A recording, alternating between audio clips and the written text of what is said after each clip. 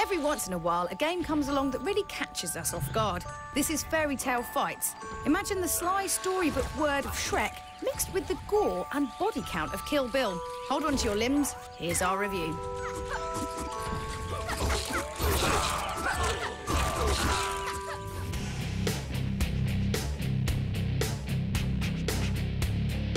The land far, far away is a bit of a mess. The friendly lumberjacks who used to fend off the wolves have risen up, the cauldron that made the never-ending porridge has been nicked, and to make matters worse, there's a giant beaver terrorising the countryside. Dark days indeed. Long forgotten are the only 4 heroes that can bring back joy to the land, and they aren't, well, very happy about the state of things. Cue the naked emperor, Princess Snow White, and angry Red Riding Hood. And if you ever wondered what happened to Jack after, he went down into the hatch, down from the beanstalk, well, here he is. You'll travel right across this fairy tale game using everything you can lay your hands on as a weapon, beating and slashing your way through anyone or anything foolish enough to stand in your way. Things are going to get very messy indeed.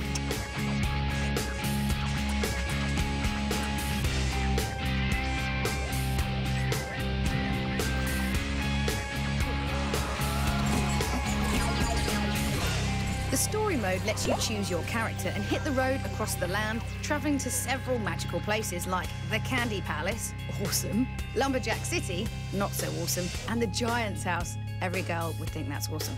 It's a gracefully long campaign with levels littered with different traps and puzzles and infested with enemies that keep each stage distinctly different.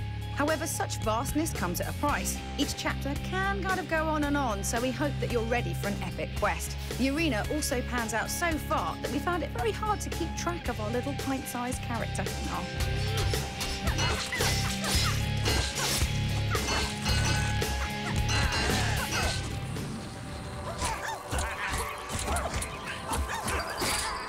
As arsenals go, Fairytale Fights boasts a pretty formidable range, from the conventional stabby implements, like axes, swords, through to hammers and guns. From there, it keeps going and gets weirder and weirder, allowing you to be armed with candy canes, a swordfish, or even a giant carrot. I don't think sticking it in there constitutes one of your 5 a day. You only get to carry one weapon type at any time, so be sure you're happy with what you've got. Pay attention to their rating system each time you pick up a new one.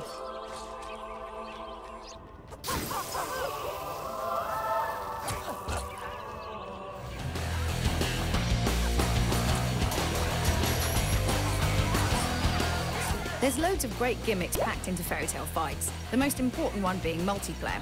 It's a wise addition given how long the game is, and frankly, we were glad of the company. And then we realised that the game also has friendly fire, which made the multiplayer a lot more fun. Oh, good times. The graphics of the game also really stand out. A refreshingly vivid and colourful landscape with cutesy characters that's interspersed with torrents of blood and visceral depictions of your characters meeting the business end of your weapons. The extreme close-ups of these, showboating your wicked deeds, give us a sense of devilish satisfaction. Given how distant your avatars can be from the screen, and we know we're not supposed to approve, but if we're honest, the close-ups always made us laugh. This is a game that doesn't shy away from bloodshed. You'll be redecorating the landscape with the red stuff, splash about in enough of it, you can pretty much just slide around in the gore. God of War was never really like this.